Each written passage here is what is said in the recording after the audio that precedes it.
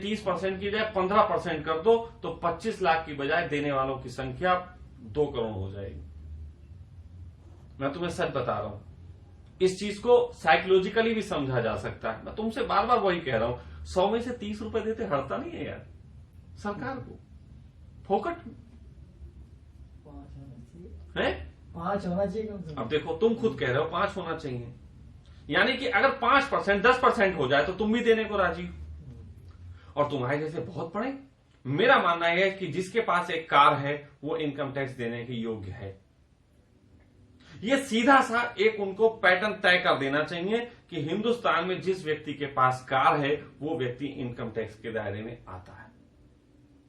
खत्म कर दो सारी बातें, लेकिन नहीं करेंगे। मालूम क्यों नहीं करेंगे? मोनोपोली है, कार के पीछे मोनोपोली है, फिर जो तेल बिकता है उसके पीछे मोनोपोली है। ये मोनोपोलियां हैं, इनसे व्यवस्था कंट्रोल कर रखी है लोगों ने। यही वो लोग हैं जो मोदी को ही नहीं, कोई भी इलेक्शन लड़ता है उसको पैसा देते हैं। जब इलेक्शन होता है तो उन्हें देखा संभावना सबसे ज्यादा मोदी के जीतने की है, तो मोदी जी आपको हर सीट पे 1 करोड़ रुपया। उन्होंने कहा दूसरे नंबर की संभावना कांग्रेस है, कांग्रेस की हर सीट पे 50 लाख रुपया। उन्होंने कहा सापा की संभावना, उन्होंने कहा 25 लाख रुपया तुम्हें। वो सबको पैसा देते हैं। उन्होंने कहा जो आएगा साला मेरा काम करेगा। इसलिए इस व्यवस्था को देशभक्ति और सब चीजों से दूर रखना चाहिए। आप सीधे से कहो फटी की चिट्ठी थी हम कर रहे थे, और मैं आपको एक ऐसी प्लान भी आज बताता हूं जिसको इंप्लीमेंट किया जाए तो किसी भी पार्टी को पैसे के लिए सब पे डिपेंड नहीं होना पड़ेगा। मैं तरकीब बताता हूं।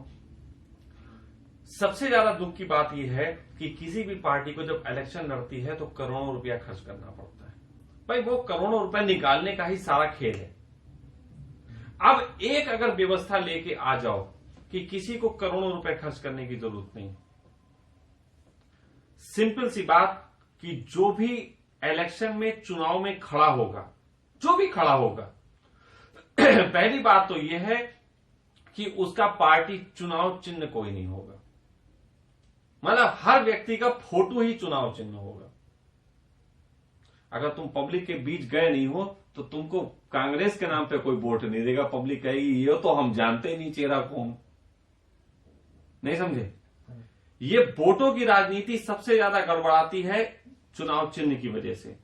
अगर तुम पब्लिक के बीच जाओगे वोट मांगने तो पहले तुम्हें कहना पड़ेगा कि मेरा चेहरा ये है, हम आपके बीच आते रहे तो आपको वोट देगी। आप नेता को नहीं जानते, नेता पैदा साला जौनपुर में हुआ, लड़ रहा है चुनाव जो है वो भटिंडा में। ये क्या गड़बड़ हो रखी?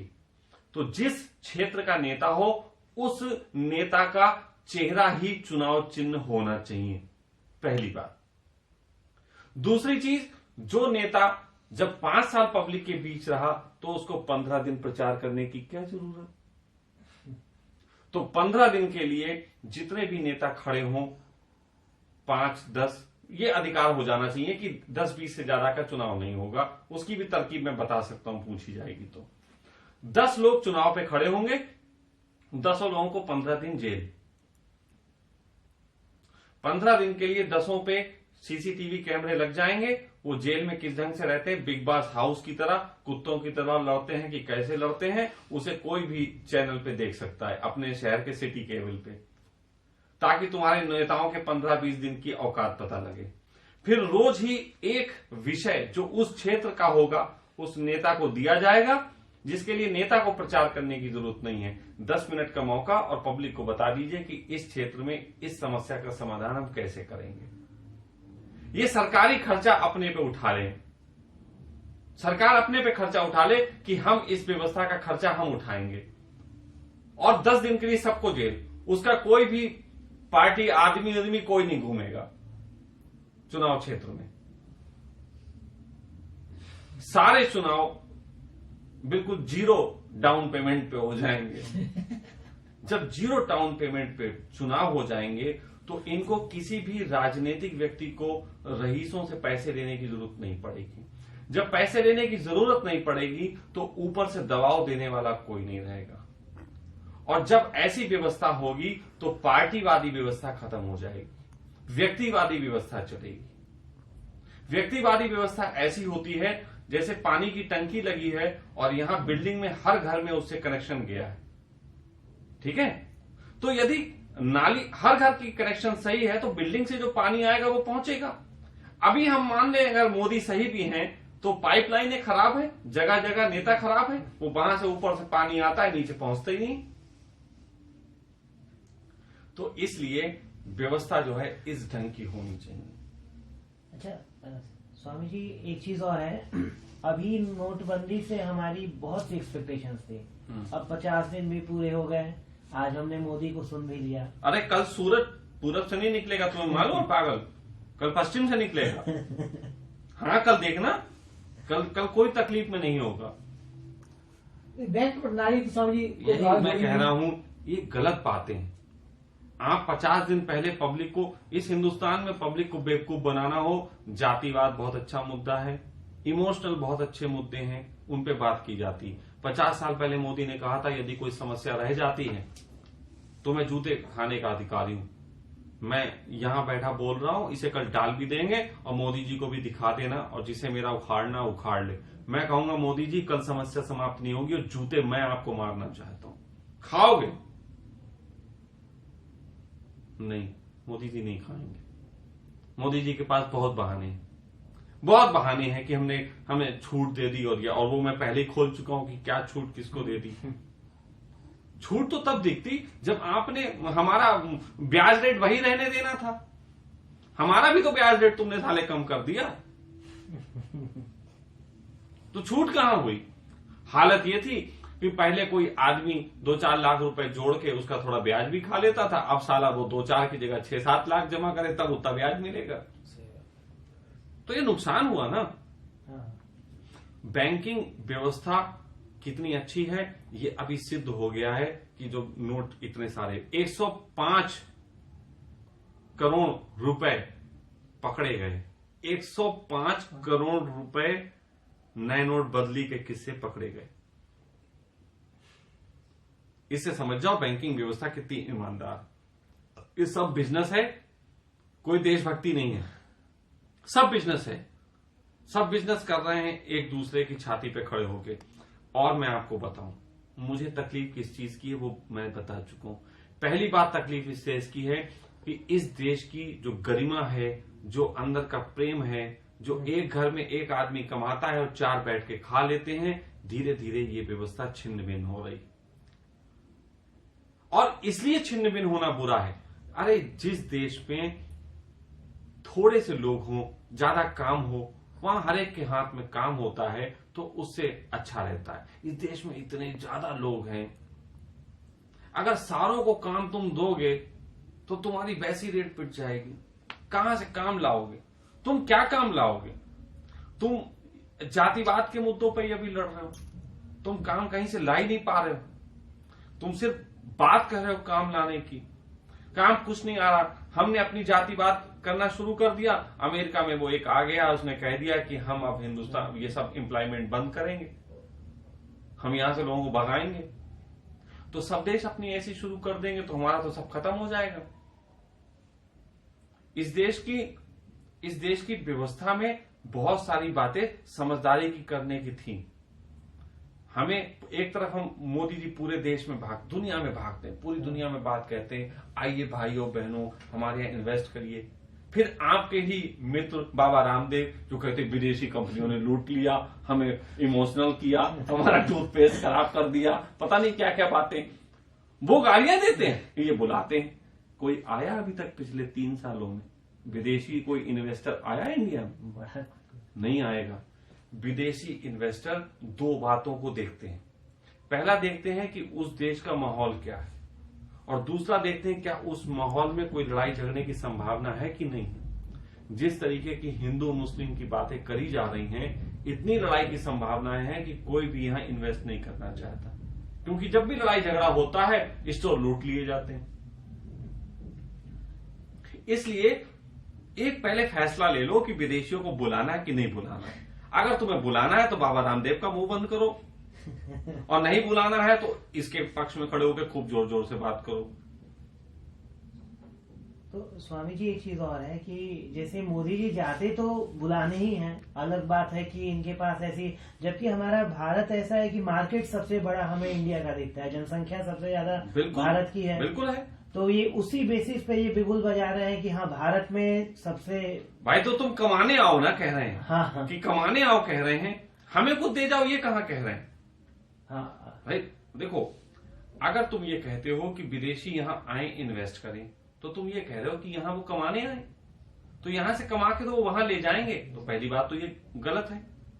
दूसरी बात, अगर तुम कहते हो कि विदेशी यहां से भाग जाएं, जैसे बाबा रामदेव कहते हैं विदेशी कंपनियां भाग जाएं, तो हमारे लोगों ने जो विदेशों में कंपनी लगा दी है, विदेशी उन्हें भगा देंगे। तो आप कह रहे विदेशी आए या ना आए? मेरा मानना यह है कि अब ये देश के चूतिया पे बंद करना चाहिए। हमें पूरे दुनिया को एक होकर देखना चाहिए। जो जहां बिजनेस करना चाहे करे, जो जिस देश जाना चाहे जाए, जिस देश में रहना चाहे रहे, हमें इससे कोई आपत्ति नहीं होगी। हमारा जो पैसा मतलब विदेश से यहाँ आए वो काम करे या कंपनी आए यहाँ पर, इससे आपका क्या राय है? मेरा स्वागत है, आना चाहिए, सबको आना चाहिए। अरे सबको आना चाहिए और जल्दी आना चाहिए और कम से कम नियम में आना चाहिए। लेकिन तुम्हें मालूम नहीं है अभी ये लोग करते क्या है, विदेशी कंपनियों को बुलाते हैं, विदेशी कंपनियों से कहते हैं यहाँ आओ, वो यहाँ पे आते हैं, 5,000 करोड़ रुपए की टोकन मनी लेके काम करते हैं। 5,000 रुपए की टोकन मनी मतलब वो 5,000 रुपए इन्वेस्ट करते हैं, तो उस पे ये 5,000 की उन्हें टोकन मनी अपनी देते हैं, यानी कि 5,000 वो करोड़ लगाते हैं और 5,000 ये अपने लगाते हैं। फिर वो यहाँ पे बैंक खोल लेते हैं, फिर बैंक में वो क्रेडिट कार्ड बांटते हैं, हर एक को फायदा हो जाता है तो उनका वाहवा और घाटा हो जाता है तो इनके 5,000 करोड़ का घाटा दिखा देते हैं। ये नुकसान है फिर। अरे भाई तो मैं कह रहा हूँ ये सब धंधेबाजियां हैं, कहाँ कहाँ तक खुलवाओगे मुझसे? मैं कितनी खोलूं? मैं अनपढ़ आदमी हूँ फिर भी तो मुझसे इतना खुलवा रहे हो, थोड़ा समझो। मैं इन टोटल ये कह रहा हूं कि वर्तमान में जो ये नीति लाई गई, इस नीति का हमारे देश को ही बहुत बड़ा नुकसान होने वाला है, बहुत बड़ा नुकसान होने वाला है। और ये नुकसान तुम्हें कुछ दिनों बाद दिख जाएगा। आज मैं कहता हूं, देखो खूब खबरें सुनने में आ रही कि आलू फेंका जा रहा है, 1 रुपए किलो बिक रहा, 2 रुपए किलो बिक रहा, ऐसा खूब खबरें आ रही। तुम्हें मिला कहीं आलू 1 रुपए किलो? नहीं। तुम्हें मिला? हमें भैया नहीं मिला, उसे भी नहीं मिला, किसी को नहीं मिला। समझिए इसकी नीतियों का आप कहना है किसको नुकसान होगा? इस नीतियों का इन टोटल इन नीतियों का नुकसान होगा। किसको होगा नुकसान? इसका सबको होगा, सबको होगा। मनी भाई तुम भी लपेटे में आओगे, तुम्हें नहीं मालूम है। तुम भी लपेटे में आ जाओगे, तुम लपेटे में आओगे। उसका एक कारण है, तुम्हें अपने दुकान पे कैश लेके लोग कमाएंगे, फिर तुम्हें मशीन लेनी पड़ेगी, फिर तुम्हें मशीन लेनी पड़ेगी। मशीन लोगे, पहली बात तो 1,000 रुपए वहां देना पड़ेगा। 1,000 रुपए वहां पे देने की वजह से और फिर हर आदमी को तुम्हें बिल भी एक तरीके से बिल हो गया। समझिए नुकसान है। अरे सुनो, हाँ नुकसान है तुम्हें। अभी कैसा नुकसान है सुनो ना। फिर तुम बिल बनाओगे, अब बिल बना के जब तुम एक व्यक्ति से खरीदारी भी करोगे, वो भी डिजिटल करोगे, तो तुम कंपनी को वहां भी टैक्स दोगे, 5% जो भी दोगे। अब तुम्हारे पास सामान महंगा आया, सुनना, अब सामान महंगा आया, मतलब तुम एक व्यक्ति तुम्हारे पास 1,000 रुपए का अगर कपड़ा खरीदता था तो वही कपड़ा अब लगभग 1,250 रुपए का हो जाएगा। ठीक है? अच्छा, तुम्हारे पास कोई व्यक्ति 1,250 रुपए का क्यों खरीदेगा? क्योंकि तुम भी मानते हो कि वो लोग जो सब पहले से टैक्स दे के सही से बैठे हैं, वो बड़े बड़े शोरूम बना के बैठे हैं। हर कंपनी ने अच्छे शोरूम बना रखे हैं। तुम्हारे पास इसलिए खरीदने कोई आता है क्योंकि तुम्हारा थोड़ा सस्ता पड़ता है। जब तुम्हारा भी रेशियो में महंगा हो जाएगा तो उस कंडीशन में शोरूम की ही बिक्री बढ़ेगी, तुम्हारी कम हो जाएगी, तुम्हारी बिक्री कम हो जाएगी। इसमें देश का फायदा है क्या? हमारा? अरे भाई, देश का तो फायदा है, व्यक्तिगत रूप से तुम्हें तो नुकसान होगा। अब व्यक्तिगत रूप से जब तुम्हें नुकसान होगा तो तुम क्या सोचोगे? तुम उसमें दूसरे तरीके से कहीं कवर करने की सोचोगे। दूसरे तरीके से कवर करने में फिर वही आएगा कि हम टैक्स चोरी कर लें। भाई हम अभी तक तो टैक्स देते ही नहीं हो, अभी तक तो बाहर नहीं छोड़ दो, उसके बाद तुम टैक्स चोरी की सोचोगे तो तुम्हारे अंदर भी बेईमानी का कीड़ा लगा। फिर एक बात होती है, जितने ज्यादा नियम बना दिए जाते हैं उतने ज्यादा भ्रष्टाचार को बढ़ावा मिलता है। भाई एक नियम बन गया, हर आदमी तुम पे थोप देगा आके। मैंने देखा है पुलिस वाले इतने अलर्ट कभी भी नहीं थे जितने इस 50 दिन में रहे। 50 दिन में हर चौराहे पे, हर गाड़ी की चेकिंग, हर जगह चेकिंग चल रही थी, हर जगह चेकिंग चल रही थी। इसलिए क्योंकि पुलिस वाले कह रहे थे हमारी तो रिश्वत बंद करें, हम साले को कोई ढूंढ लें। 105 लाख करोड़ रुपए तो पकड़ा गया, वो जो खुल गया। लेकिन मेरा मानना है कम से कम 10-20 हजार करोड़ रुपए का तो पता ही नहीं चला होगा, जो पुलिस वालों ने सेटिंग से खा लिया होगा। सही बात है। तो तुम भी समझ रहे हो, मैं कोई ऐसी लेकिन बात स्वामी कहीं ना कहीं हम ये मान लें कि हमारे हिंदुस्तान की टैक्स प्रणाली में ही कुछ कमी है। देखो मैं टैक्स प्रणाली में तो निश्चित कमी। हाँ, यही पॉइंट है, यही पॉइंट है। भाई टैक्स प्रणाली मोदी की नीति में कमी नहीं है अभी इसका देखो मतलब। देखो सुनो यार, मोदी की नीतियां क्या कहें, नीतियां ही तो वही तय करता है। जब प्रधानमंत्री नीतियां तय कर रहा है तो कमी तो प्रधानमंत्री की कहे जाएंगी। मतलब नियम बनाए तो देश के नाम, और जो बना रहा है वो बिल्कुल कोरा कच्चा बन उनको जाए। प्रणाली में चेंज करनी चाहिए ना, टैक्स किसको? प्रणाली मोदी जी को। तो मैं वही तो कह रहा हूं, मैं तुमसे साफ बात कह रहा हूं कि इससे पहले कि दुकान में माल भरो शटर तो बनाओ। शटर कहां है? शटर कहां है? शटर कहीं नहीं है। अगर केवल ये कह देते कि हम, जब भारतीय रिजर्व बैंक के तहत बात आती है तो केवल एक एप्लीकेशन चलेगी, भारतीय रिजर्व बैंक। भाई पहले भारतीय मुद्रा चलती थी ना, आज एक ऐप भारतीय रिजर्व बैंक का क्यों नहीं चल सकता? क्या जरूरत है इतने सारी कंपनियां अपना ऐप लेके बैठी हुई हैं? भाई ये सारे भुगतान केवल उससे होते। अब जब तुम कहते हो तुम्हारा अंगूठा बैंक है, तो ये भी खत्म करना चाहिए कि तुम्हें क्रेडिट कार्ड लेके जाना है। अरे आधुनिक व्यवस्था तुम कर सकते थे, तुम स्वैप मशीन की जगह अंगूठा मशीन बना सकते थे। अंगूठा एक आदमी लगाता और पेमेंट कर देता, उसका पासवर्ड उसके दिमाग में होता, अंगूठा लगाता पेमेंट कर देता। लेकिन तुमने ये सब नहीं किया। अरे ये सब भी कर लेते पहले, ये सब तैयारी हो सकती थी, इसमें कोई बड़ी बात नहीं है, तैयारी की जा सकती थी। इतना बड़ा व्यवस्था सिस्टम है, तैयारी की जा सकती थी। लेकिन इनको इसकी तैयारी करने से कोई लेना देना नहीं, इनको मुंह से बकवाक करनी है, बस बकवाक का ही पूरा खेल चल रहा है, इमोशन का खेल चल रहा है। भारतीय इतिहास में प्रधानमंत्री की गरिमा कोई नहीं। हम मोदी के विरोध में नहीं, हम एक पार्टी, कोई भी पार्टी अगर इसकी जगह कांग्रेस भी होती, सब हम उसका विरोध करते। आप मोदी आज भी भाषण देने चढ़ते हैं तो प्रधानमंत्री की गरिमा नजर नहीं आती, आज भी वो भाजपा के एक कार्यकर्ता ही नजर आते हैं। एग्जैक्टली।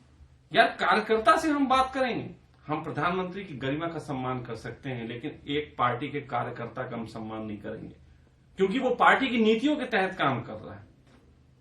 और बार बार कह देता हूं, किसी भी देश की तरक्की के पीछे एक राजा की सोच कारण बनती है, और राजा वही अच्छे निर्णय लेता है जिसके पीछे एक जागे हुए इंसान की सोच होती।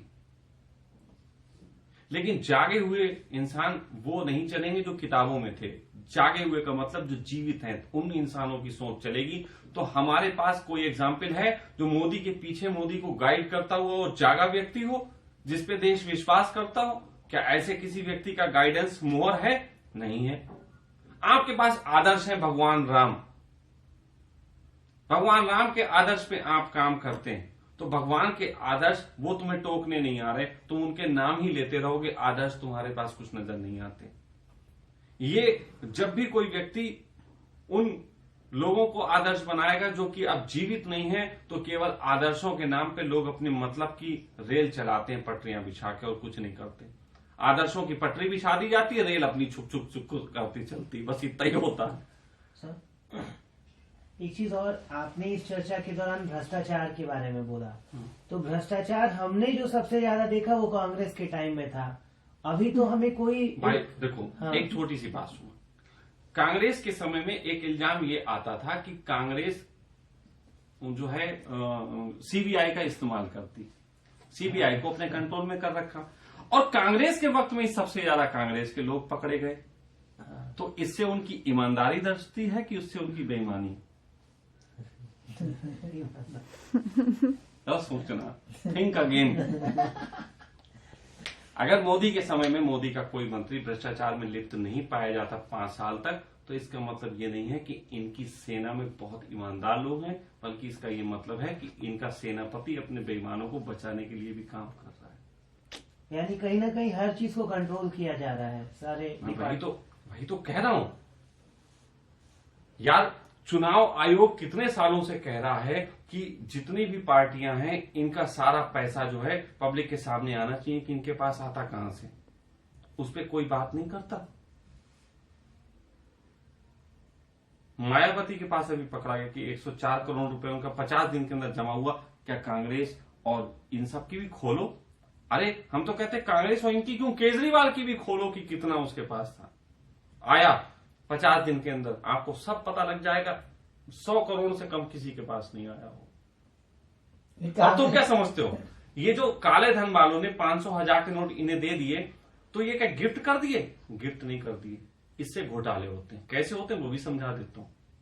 घोटाले ये होते हैं, उन्होंने कहा कि मायावती जी के पास एक आदमी क्या होगा, उन्होंने कहा बहन जी हमारे पास 2 करोड़ रुपए के नोट रखे हुए, हम तो चुनाव लड़ने को बैठे थे। अब बहन जी क्या होगा? बहन जी का खाते में जमा करवा दो। उन्होंने कहा बहन जी खाते में जमा करवा दो, यहां जमा करवा दो, यहाँ 500,000 के हमारे कोई नहीं गिनता। उन्हें बहन जी फिर हमें वापस कैसे मिलेंगे? चिंता नहीं, तुम्हारे यहां हम एक रैली करेंगे, उस रैली में बहुत बड़ा पोस्टर लगेगा, बैनर लगेगा और प्रचार होगा, और रैली का खर्चा पार्टी दिखाएगी 2 करोड़ रुपए, असलियत में होगा 30 लाख रुपए। तो वो आपको 1,70,00,000 रुपए पीछे के रास्ते से पहुंच जाएंगे, लेकिन रैली का खर्चा आप ही से निकल आएगा। इतनी सी बात है। ऐसी सेटिंग होती है, ये तरीके हैं। पार्टियों को जो धन देते हैं, तुम मत समझना कहीं पार्टियों, तुम देखो बीजेपी की कितनी बड़ी रैली हो रही, कितनी बड़ी बड़ी पोस्टर लगते ईरान से तुरान तक। मैं साफ बात कहता हूं, जितनी बड़ी रैली हो रही उतना ही ब्लैक मनी व्हाइट मनी करने का खेल चल रहा है। सब खेल चल रहा है। समझ हर पार्टी में होता है, कांग्रेस हो चाहे बीजेपी हो। तो मैं कब किसी की खास बात कर रहा हूं, मैं तो सबकी मां बहन कर रहा हूं। तो ये तो फिर सारे भ्रष्ट है, सारे भ्रष्ट है। तो भाई भ्रष्ट ही तो है, इसे तुम कब समझोगे? पब्लिक की हालत यह है कि उसके पास इन मूर्ख 4-5 लोगों के चुनाव की केवल बात है। मैंने एक बार कोशिश की थी कि मैं भी चुनाव लड़ूं, सोचो ईमानदारी अपनी आ जानी चाहिए, लेकिन मैंने हिसाब लगाया कि 60 से 70 लाख रुपए एक लोकसभा चुनाव में तब चाहिए जब हर आदमी को केवल और केवल अपना सिंबल बता सकूं कि मैंने किस चुनाव निशान हमें मिला है। इतने बताने में 60 से 70 लाख रुपए का खर्चा है। तो फिर राजनेता मजबूरी है ना उनकी, तो भ्रष्टाचार कर रहा भाई मैं ये कह रहा हूं, इसकी बेसिक जड़ बताया ना तुमको कि इसकी बेसिक जड़ जो है वो है चुनाव प्रणाली में खर्चा होना। और चुनाव प्रणाली में खर्चा राजनीतिक पार्टियां करती हैं क्योंकि ये अपने सिंबल बेचती हैं। जब मैंने इलेक्शन लड़ा था तो मुझे सिंबल मिला था 15 दिन पहले, और 15 दिन भी नहीं, मुझे सिंबल मिला था 12 दिन पहले, अपने हमारे इलेक्शन से 12 दिन पहले। और 12 दिन पहले जब हमें सिंबल मिला तो उस 12 दिन में फिर हम सिंबल के पर्चे छपवाने में और वो छपवाने में हमें 3 दिन लग गए। अब 9 दिन बचे। अब 9 दिन में हम कहां पहुंचाएंगे? इसीलिए ये राष्ट्रीय पार्टियां पहले से ही कमल है ना, हाथ का पंजा, हाथी, कुत्ता, घोड़ा सब करने लग जाती, क्योंकि यही सिंबल ये पहले प्रचार करते हैं, बाद में लोगों को सिंबल बेचते हैं। 2 साल पहले से एक नेता कह देता अब की बार हम बीजेपी से चुनाव लड़ेंगे, अब की बार हम मायावती से चुनाव लड़ेंगे, और वो सिंबल बेच दिए जाते हैं। सिंबल बेचने का पैसा है। लेकिन अगर व्यक्ति का चेहरा ही सिंबल बना लो, जो मैंने कहा, थोड़ा सोचना, थोड़ा मेरी बात पे ध्यान रखना, कि यदि व्यक्ति के चेहरे को ही सिंबल बना लो तब क्या करोगे? तब तो बेटा उन्हीं चेहरों को कोई वोट देगा जिन चेहरों को उसने 5 साल देखा होगा घूमते टहलते, कि हाँ भैया जय देखे तो है कभी हमने। अभी तो हालत ये होती है, नेता को तो जानते नहीं, पंजे पे मोहर लगा रहे पंजाब, पार्टी को वोट ज्यादा मिलता है। पार्टी तो ये बंद करो, व्यक्ति होना चाहिए। और फिर मैं कह रहा हूं कि वो जो लड़े वो कैद हो जाएगा वहां पे। और कोई भी गाड़ी घूमती नहीं पाई जाएगी, सब पकड़ ली जाएंगी। तुम 5 साल मेहनत करो पब्लिक के बीच। और जब कोई व्यक्ति 5 साल तक पब्लिक के बीच रह के पब्लिक के दर्द की बात करेगा, मैं तुम्हें गारंटी बता सकता हूं कि 5 साल पब्लिक के बीच रह के उनकी दिक्कतें देख के, उनकी परेशानियां देख के आदमी बेईमान नहीं हो सकता। बेईमान सिर्फ वही हो सकता है जो 15 दिन अपने मतलब के लिए पब्लिक की कमियां दिखाता है, असलियत में उसे दर्द नहीं मालूम। ये बिल्कुल ऐसी बात कह रहा हूं कि जिस जानवर को, मुर्गा बकरे किसी को तुम काट के खा लेते हो, तुम्हें दर्द पता नहीं होता, अपने आप काटोगे तो दर्द पता लगेगा। समझे बात को? उसी तरीके से जब तुम पब्लिक के बीच वोट तुम्हें चाहिए 5 साल बाद, तो तुम पब्लिक के बीच जाओगे, गांव में जाओगे, लोगों की दिक्कतें जानोगे। जब तुम देखोगे कि इतने लोग तकलीफ में हैं, तो ही काम होंगे। तुम बेईमान नहीं हो पाओगे, तुम उनकी तकलीफें दूर करने के लिए कुछ काम करोगे। समझो, थोड़ा बात समझो कि मैं कहां पे बात कह रहा हूं। तो ऐसी कंडीशन में हम कुछ देश का भला कर सकते हैं, क्योंकि हमें वो लोग मिलेंगे जो वाकई में देश का हित चाहते हैं। और सच कहें, हर शहर में ऐसे बहुत लोग पड़े हैं जो प्यारे इंसान हैं, जो पब्लिक के बीच रहते हैं समाज सेवा की तरह, और उन्हें पब्लिक जानती है, लेकिन उनके पास बेईमानी का इतना धन नहीं है कि इन नेताओं से टिकट खरीद सकें। तो इस मुद्दे पे पब्लिक को स्वामी जी, पूरी चर्चा अच्छी रही। उसमें मैं चाहता हूं कि जैसे हमने बात शुरू की नोटबंदी और फैसले से इसको लेके, और फिर हमने नए नए विकल्पों की तरफ देखा, तो आप पूरी चर्चा को एक समराइज करके छोटे में कि क्या ये फैसला अच्छा तो ठीक तो नहीं है उस तरह से, लेकिन तत्काल स्थिति में क्या करना चाहिए सरकार को, जिससे कि देश भी तरक्की की ओर बढ़े और जो साधारण व्यवसायी वर्ग है या मिडिल क्लास फैमिली है वो भी कुछ। दो तीन बातें खास हैं। सरकार मान ले, सरकार को वोट भी खूब मिलेंगे और सब कुछ खूब होगा। वोटों के लिए तो मरे जाते हो ना, आखिर सारे नेता सुन लो भैया, वोटों के लिए मरे जाते हो। अगर वोटों के लिए मरे जाते हो तो पब्लिक के वास्तविक दर्द समझो। व्यापारी का दर्द है, उससे टैक्स कम लिया जाए, उस दर्द को समझो। सारे व्यापारी साथ देंगे। ये व्यापारी खड़ा हुआ है, मैं समझता हूं 10% टैक्स कर दो, ये साथ देगा।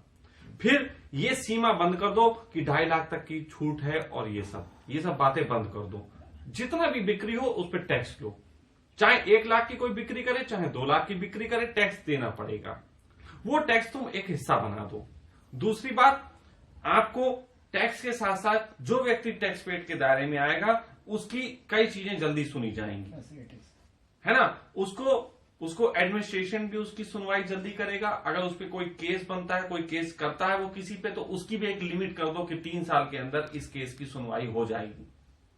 उसके अलावा तुम उनको कम से कम एक सबसे बड़ी चीज होती है हमारी बीमारी हारी। आज की तारीख में अगर नोट आदमी बचा के रखता है, वो यही रखता है हाई बीमारी हो जाए, हाई बीमारी। अगर तुम बीमारी से सिक्योर कर दो तो इंसान पूरा दांव खेलने को तैयार हो जाएगा। तो आदमी की सिक्योरिटी दो, इंश्योरेंस नहीं कराना पड़े उसे। आज मुझसे कहा जाता है कि आप 25,000 रुपए 50,000 रुपए दीजिए, आपका इंश्योरेंस 5 लाख रुपए तक की सिक्योरिटी। भैया, एक तरफ हम टैक्स देते हैं, फिर हम तुम्हें इंश्योरेंस भी दें, और आखिर इंश्योरेंस का भी घुमा के तुम टैक्स ही दिखाते हो बचाने का। तो ये घुमा के खेल खेलना बंद करो यार। सीधे सीधे बात करो कि आपने टैक्स दिया था, आपने अगर 50,000 रुपए में टैक्स दिया था तो आपकी घर की सुरक्षा की जिम्मेदारी हमारी। आखिर आप टैक्स से भी तो, सरकार यही कहती है कि हम पब्लिक को स्वास्थ्य सुविधाएं देते हैं, तो पब्लिक को स्वास्थ्य सुविधाएं जो तुम्हें टैक्स दे रहे हैं उन्हें तो अच्छी दो कम से कम। तो अगर ये 2-3 बातें करें, और मोदी को एक महा फैसला ले लेना चाहिए कि अब पार्टियों के पास जो धन आएगा वो बिल्कुल खोल के रखा जाएगा सबके सामने। और अगर एक बहुत बड़ी हिम्मत की बात होगी, जो मैं कह रहा हूं कि यदि चुनाव व्यवस्था वैसी कर दी जाए, ये सबसे बड़ी हिम्मत की बात होगी, पूरे देश की दिशा बदल जाएगी। और मैं गारंटी से कहता हूं कि जो व्यक्ति इस व्यवस्था को लागू करेगा, वो व्यवस्था पूरी दुनिया में उसके गुणगान होगा, क्योंकि ये एक अद्भुत व्यवस्था होगी। मोदी जी सम्मान चाहते हैं तो पूरी दुनिया में इन्हें सम्मान मिलेगा। आज अगर ये 3-4 बातें कर दें तो इनको किसी भी आदमी के सामने जाके वोट बैंक के लिए भीख मांगने की जरूरत नहीं पड़ेगी, ना ही किसी अडानी अंबानी के पीछे ने जाना पड़ेगा, क्योंकि इन्हें मजबूरी में जाना पड़ता है। ये कोई ऐसे नहीं है बेचारे बड़े खुशी खुशी से नहीं जाते हैं, ये मजबूरी में जाते हैं, क्योंकि इनको चुनाव लड़ने के लिए बड़े बड़े धन चाहिए, चुनाव जीतने के लिए बड़े। तो चुनाव जीतने के लिए तुम व्यवहारिक रूप से कर्म को सामने क्यों नहीं लाते, काम को सामने लाओ। आज कितना कुछ उथल पुथल मचा के फेंक दी, अपने हिंदुस्तान के अंदर ही सब झंझट में पड़ गए। इस उथल पुथल की कोई बहुत जरूरत नहीं थी भाई। टैक्स को तुम्हें लेना कम कर दो। मैंने तुमसे कहा ना यार, तुम सारी जितनी सरकारी मशीनरी है उसको तुम सुधारने पे पूरा जोर दो। अरे मैं ये कहता हूं, तुम अडानी अंबानी से समझौते करो, मैं तैयार हूं। तुम अंबानी से बोलो कि हम तुम्हें पूरी रेल व्यवस्था देते हैं, हमें 3 बातें शर्त रख लो। पहली शर्त यह, कोई ट्रेन लेट नहीं होनी चाहिए। लेट होने पे सरकार मतलब जो भी चला रहा होगा उसको, पब्लिक को पैसा वापस करना पड़ेगा। अगर 2 घंटे 1 घंटे लेट हुई तो पब्लिक को पूरा उसका धन वापस होगा। ऐसी व्यवस्था विदेशों में है कई जगह, जहां ट्रेन लेट होती है तो उतरते ही आप अपना पैसा वापस ले सकते हैं। तो ऐसी कंडीशन में आप किसी अडानी अंबानी बड़े से बड़े घराने को बोलो कि हम आपको रेल व्यवस्था देते हैं, पूरी हिंदुस्तान की रेल व्यवस्था, जिसके लिए अलग से मंत्रालय है, आप दे दीजिए। उनको बोलिए हमें साफ सफाई चाहिए, आपका स्वच्छ अभियान है, साफ सफाई चाहिए, वो दे देंगे। आपको कह दो कि आप टाइम पे पहुंचनी चाहिए, वो दे देंगे, क्योंकि इसके लिए कोई बहुत बड़ी व्यवस्था नहीं। आप ये कह दो कि जो हम आपको जितने भी रुपए की आज टिकट होता है, इससे 10% बढ़ाने की हम आपको छूट देते हैं, ये दे देंगे। आपको मालूम है, काला धन रेलवे डिपार्टमेंट के पास नहीं होता, रेलवे डिपार्टमेंट के हर कर्मचारी के पास, साले के पास होता है। ऐसी स्थिति में मैं मानता हूं कि रेलवे डिपार्टमेंट को पूरा अगर ठेके पे दे दिया जाएगा तो कोई भी खर्चा नहीं करना पड़ेगा। कम से कम 10 लाख करोड़ रुपए कोई भी व्यापारी इनको दे देगा साल का। इतनी बड़ी व्यवस्था हिंदुस्तान की है। तो छोड़ो यार टैक्स, 10 लाख करोड़ रुपया सीधे सीधे तुम्हारा रेलवे दे सकता है। और ये मैं कोई बातें नहीं कह रहा हूं, अगर मुझ पे विश्वास हो तो मुझे तुम दे के देखो। मैं 10 लाख करोड़ रुपया तो नहीं रखता हूं, लेकिन इतनी समझ रखता हूं कि साल भर में तुम्हें 10 लाख करोड़ कमा के दे दूंगा। मुझे मालूम है कैसे कमाए जाते हैं। सीसीटीवी की जरूरत तुम्हारे डिपार्टमेंट में नहीं है, सीसीटीवी की जरूरत हर रेलवे कंपार्टमेंट में है, जहां तुम्हारा टीटी जाके पैसे लेके पर्चियां काट लेता है। समझ रहे हो? तुम रेलवे डिपार्टमेंट, तुम्हारा जो department, suppose that audience clothing फैक्ट्रियां हैं इतनी बड़ी बड़ी जो कपड़े बनाती, आप उनसे बढ़िया से क्वालिटी के कपड़े बनाओ। पूरे हिंदुस्तान में जो तुम्हारे गांधी वो हैं संघ, जो भी हैं गांधी के स्टोर्स हैं, उन जगह बढ़िया बढ़िया ब्रांडेड कपड़े बेचो, इससे कमाई होगी तुम्हें अच्छी। अब तुम जॉकी के कपड़े लेने जाता है क्या भाई? अगर करना है, हम कह रहे हैं तुम मत बनाओ, तुम दे दो लोगों को, उनसे तय कर लो हमें इतना रुपया चाहिए।